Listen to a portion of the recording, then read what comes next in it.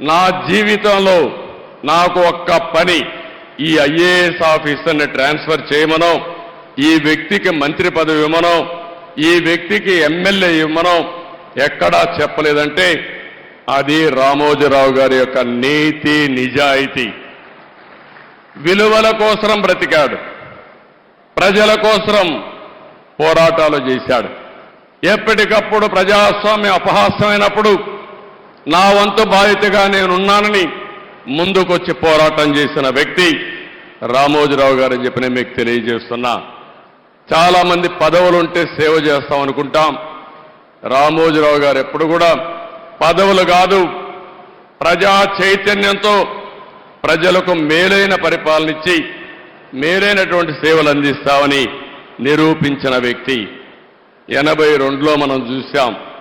NT Ramarao గారు party పెట్టే సమయంలో మీరు ఒక్కసారి ఆలోచిస్తే అప్పటి వరకు కాంగ్రెస్ పార్టీకి ప్రత్యామ్నాయమే లేదు. ఒక ప్రత్యామ్నాయం కావాలని ఆలోచించి 9 నెలల్లో ఎన్టీ రామారావు గారు అధికారంలోకి వచ్చారంటే అందులో ప్రముఖ పాత్ర రామోజీరావు గారికి ఉందని చెప్పి కూడా నేను మీకు తెలియజేస్తున్నా. అక్కడి నుంచి ఆగస్టు క్రైసిస్ వస్తే ఆ రోజు కూడా ప్రజాస్వామ్యాన్ని కాపాడడం కోసం రాజీ లేని పోరాటం చేశాడు. ఇలాంటి పోరాటాలు చేసి ఓసారి అనిపిస్తుంది మనందరికీ, ప్రజాస్వామ్యంలో పత్రికలకు స్వేచ్ఛ ఉంది. 4th ఎస్టేట్ అని మనం అందరం మాట్లాడుతున్నాం. శాసనసభ, చట్టసభలు, అదే సమయంలో కార్యనిర్వాహక వర్గం, ఐఏఎస్ ఆఫీసర్లు, ఆ తర్వాత ఎక్కడికక్కడ జ్యుడిషియరీ, ఇంకో పక్కన పత్రిక, మీడియా 4th ఎస్టేట్గా ఉంటుంది. ఒకసారి ఇదే మారిగా ఆయన వార్తలు రాస్తే కంటెంప్ట్ ఇచ్చి కౌన్సిల్ ఆయన రప్పించాలంటే పోరాడి తల ఒగ్గకుండా సుప్రీంకోర్టు వరకు పోయి ఆయన చేసింది రైట్ అని నిరూపించిన వ్యక్తి రామోజీరావు గారు అని చెప్పి నేను మీకు తెలియజేస్తున్నా. ఇంకో పక్క మార్గదర్శి పైన ఎన్నో కేసులు పెట్టారు, ఎన్నో విధాలుగా హింసించారు. కానీ ఆయన జీవితంలో నేను చూసింది ఒకే మాట అన్నాడు, నేను సంపాదించిన ఆస్తులివి, నేను ప్రజల కోసం పోరాడుతున్నాను, అవసరమైతే ప్రతి ఒక్క ఆస్తి పోయినా నేను రాజీ పడనని చెప్పి పోరాడిన వ్యక్తి రామోజీరావు గారు అని చెప్పి నేను మీకు తెలియజేస్తున్నా. చాలా మంది భయపడిపోతాం, కానీ ఆ భయం అనేది తెలియని వ్యక్తి 86 సంవత్సరాల వయసులో బెడ్ మీద నుంచి ఎక్కడికక్కడ ప్రజలకు న్యాయం జరగాలని ముందుకు వచ్చిన వ్యక్తి అని చెప్పి నేను మీకు తెలియజేస్తున్నా. నేను ఆయన చూసి నేర్చుకునేది ఒకటే, ఆ రోజు హైదరాబాద్లో నేను ముఖ్యమంత్రి అయినప్పుడు వినూత్నమైన విధంగా సైబరాబాద్ డెవలప్ చేయడం, అనేక కార్యక్రమాలు చేశాను. ఆ రోజు ఆయన పూర్తిగా ఆలోచనలన్నీ భాగం పంచుకుని ఈరోజు హైదరాబాద్లో జరిగిన అభివృద్ధిలో ఆయన ఆలోచనలున్నాయి, ఆయన స్ఫూర్తి ఉంది. ఆ తర్వాత అమరావతి వచ్చినప్పుడు నేను ఏ పేరు పెట్టాలని ఆలోచించినప్పుడు ఆయన ఒక రీసెర్చ్ చేసి మీరు ఏ పేరంటే ఆ పేరు పెడితే కరెక్ట్గా రాదు, అమరావతిని పేరు పెట్టండి, దీనికి జస్టిఫికేషన్ ఇదని చెప్పి నాకు ఒక రీసెర్చ్ చేసి రీసెర్చ్ పేపర్ పంపించిన వ్యక్తి రామోజీరావు గారు అని చెప్పి నేను మీకు తెలియజేస్తున్నా. అది పేరు పెట్టిన తర్వాత నేను చూస్తే ప్రపంచం అంతా కూడా అమరావతి అంటే మారుమోగింది, బ్రహ్మాండంగా ఆమోదం వచ్చింది. నాకే ఆశ్చర్యం వేసింది. అలాంటి 100% ప్రజలు ఆమోదించిన నగరం మన అమరావతి. 5 సంవత్సరాలు ఇబ్బంది పడింది, కానీ ఏమాత్రం అనుమానం లేదు, మళ్ళీ అమరావతి దశ దిశ మారుతుంది. ఈ అమరావతి నగరం తెలుగు జాతి ఉజ్వల భవిష్యత్తుకు నాంది పలుకుతుందని చెప్పి కూడా నేను మీకు తెలియజేస్తున్నాను. అలాంటి సందర్భాలు చాలా ఉన్నాయి రామోజీరావు గారితో. ఆయన అందరికీ సజెషన్స్ ఇస్తారు. ఎవరో ఆయన దగ్గర పోయి ఆయన ఎవరిని పిలవడు. నేను చూసింది ఆయన జీవితంలో ఎవరు రావాలని కోరుకోడు. కానీ ఎవరైనా వస్తే తగిన గౌరవం ఇవ్వడం, ఫ్రాంక్గా ఆయనకు తోచిన అభిప్రాయాలు చెప్పడం ఆయనకు అలవాటు.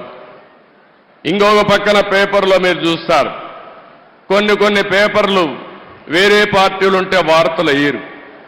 కానీ రామోజీరావు గారు మాత్రం ప్రతి ఒక్క పార్టీకి, ప్రతి ఒక్క నాయకుడికి వారి సంఖ్యాబలాన్ని బట్టి ప్రజాస్వామ్య విలువలకు గౌరవం ఇచ్చి కవరేజ్ వరకు ఎక్కడా తప్పు చేయడు.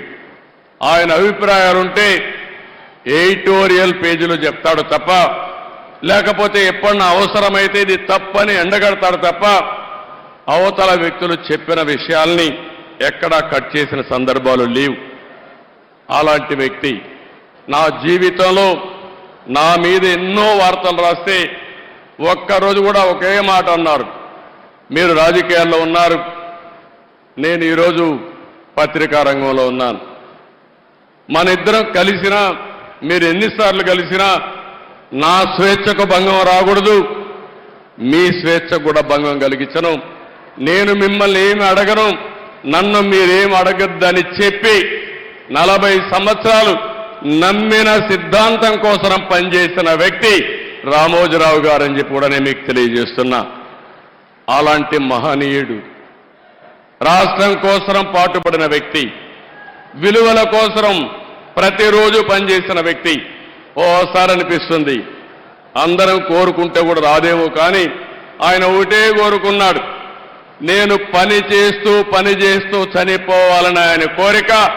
అదే చివరి రోజుల్లో జరిగిందని చెప్పి కూడా నేను మీకు తెలియజేస్తున్నా. నిరంతరం పనిచేయాలనేది ఆయన ఆలోచన. మనం చాలామంది ఉంటాం, చాలామంది ఆలోచిస్తాం, కానీ కొంతమంది ఆ విధంగా ఆలోచించగలుగుతారు. కడాన ఆయన చనిపోవడం తథ్యం. చనిపోయేటప్పుడు ఏ విధంగా చేయాలనో కూడా చెప్పి, ఆయన ఎక్కడ అంత్యక్రియలు చేయాలనో చెప్పిన వ్యక్తి, దానికి అరేంజ్ చేసిన వ్యక్తి. ఆయన ఒకటే చెప్పాడు, నేను చనిపోవడం తథ్యం, నేను చనిపోయిన తర్వాత కూడా రామోజీరావు గారు ఏం చేశారో ప్రజలు గుర్తించే విధంగా స్ఫూర్తిదాయకమైన జీవితం చేయాలనేది రామోజీరావు గారి ఆకాంక్ష. ఆ ఆకాంక్ష నెరవేరిందని చెప్పి కూడా నేను మీకు తెలియజేస్తున్నా. ఆయనకు తెలుగు భాష అంటే ఎనలేని అభిమానం, తెలుగు జాతి అంటే ఎనలేని ఆప్యాయత. ఎప్పుడు కూడా తెలుగు జాతి బాగుండాలని, భారతదేశం బాగుండాలని, విలువలతో కూడిన సమాజం ఉండాలని నిరంతరం కోరుకున్న వ్యక్తి రామోజీరావు గారు. ఇప్పుడే కొంతమంది మాట్లాడుతూ చెప్పారు, రాజమౌళి లాంటి వ్యక్తులు కూడా మాట్లాడుతూ ఒక మాట అన్నారు, ఆయన చేయాల్సిందంతా చేశారు, మనమేం చేయాలి? ఈ సందర్భంగా ఆంధ్రప్రదేశ్లో ఉండే, తెలంగాణలో ఉండే తెలుగు వారందరికీ విజ్ఞప్తి చేస్తున్నా, మనం కోరుకునేది తెలుగు జాతికి ఆయన చేసిన సేవల కోసం ఈ వ్యవస్థ చిరస్థాయిగా ఉండాల్సిన అవసరం ఉంది. ఈ లెగసీని కంటిన్యూ చేయాల్సిన అవసరం ఉంది. అందుకే కిరణ్ గారిని, వారి కుటుంబ సభ్యులను కోరుతున్నా. అదే మరి వారి పిల్లలు ఉన్నారు ఇక్కడ. ఆయన స్థాపించిన వ్యవస్థ ఆయన కుటుంబ సభ్యులదే కాదు, 10 కోట్ల తెలుగు ప్రజానికన్నది ఆయన ప్రజల ఆస్తి. అలాంటి ఆయన స్థాపించిన వ్యవస్థల్ని భావితరాలకు అందించే బాధ్యత వారు తీసుకుంటే, మనందరం కలిసి ఆయన స్ఫూర్తి ఎల్లప్పుడూ తెలుగు జాతిలో ఉండే విధంగా మనం ఆలోచించాల్సిన అవసరం ఉంది. ఎన్టీ రామారావు గారికి కూడా భారత రత్న ఇవ్వాలని చెప్పి మనం ఎప్పటి నుంచో పోరాడుతున్నాం. అదే సమయంలో రామోజీరావు గారికి కూడా భారత రత్న సాధించడం మనందరి బాధ్యత. ఒక పక్క ఎన్టీ రామారావు గారు, ఒక పక్క రామోజీరావు గారు, ఇద్దరికి ఇద్దరే అలాంటి మహానాయకులకి, యుగ పురుషులకి మనం నివాళులర్పించడం అంటే ఇలాంటి కార్యక్రమంలో భాగస్వాములు కావడమేనని చెప్పి నేను మీకు తెలియజేస్తున్నాను. ఇది కాకుండా అమరావతి ఆయన పెట్టిన పేరు, ఆయన ఇచ్చినటువంటి ఆ రోజు సలహా, ఈరోజు నేను ఆలోచిస్తున్నాను, అమరావతిలో రామోజీ విజ్ఞాన్ కేంద్రంగా పెట్టి ఢిల్లీలో విజ్ఞాన్ భవన్ ఏ విధంగా అయితే ఉందో కాన్ఫరెన్సెస్ కానీ రీసెర్చ్ కానీ ప్రభుత్వం చేసే కార్యక్రమాలన్నీ అక్కడ చేసే విధంగా తప్పకుండా తగిన రీతిన ఒక మంచి కేంద్రం తయారు చేసి దానికి రామోజీరావు గారి పేరు నామకరణం చేస్తామని చెప్పి కూడా మీ అందరికీ విజ్ఞప్తి చేస్తున్నాం. అదే మాదిరిగా ఒక రోడ్డు కూడా రామోజీరావు గారి మార్గని లేకుంటే మార్గమని ఒక రోడ్డు కోసం కూడా ఆయన పేరు పెట్టడం. అదే మాదిరిగా విశాఖపట్నంలో ఆయన యొక్క జీవితాన్ని ప్రారంభించింది మొట్టమొదటిసారిగా పేపర్ పెట్టింది. అందుకే విశాఖపట్నంలో చిత్ర నగరి అని ఒక పేరు పెట్టి సినిమా షూటింగ్లు చేయడం కోసం ఇప్పుడే మిత్రుడు పవన్ కళ్యాణ్ గారితో మాట్లాడా. అక్కడ కూడా చిత్ర నగర్ అని రామోజీరావు గారి పేరుతోనే పెడతాం, రామోజీ చిత్ర నగర్ అని పెడతామని చెప్పి నేను మీకు తెలియజేస్తున్నా. ఇవి కొన్ని సూచనలు మాత్రం మీకు ఇస్తున్నా. ఆ మహనీయుడికి మనం నివాళులర్పించాలంటే ఆయన స్ఫూర్తిని భావితరాలకు అందించడమే. ఎంతో మంది పుడతాం, ఎంతో మంది చనిపోతాం, కానీ కొంతమంది మాత్రం చరిత్రలో ఉంటారు. అలాంటి చరిత్రలో చిరస్థాయిగా నిలిచిపోయే వ్యక్తి రామోజీరావు గారు. అలాంటి వ్యక్తి సంస్కరణ సభ చేయడం నా అదృష్టంగా నేను భావిస్తున్నాను. ఆ రోజు ఎన్టీ రామారావు గారు చనిపోయినప్పుడు మెమోరియల్ కట్టాం, ఎన్టీఆర్ మెమోరియల్ కట్టాం, అది శాశ్వతంగా ఉంది. ఈరోజు రామోజీరావు గారికి కూడా అలాంటి గుర్తింపు ఇవ్వాల్సిన బాధ్యత మన మీద ఉంది. మీరు కూడా సజెషన్స్ ఇవ్వండి.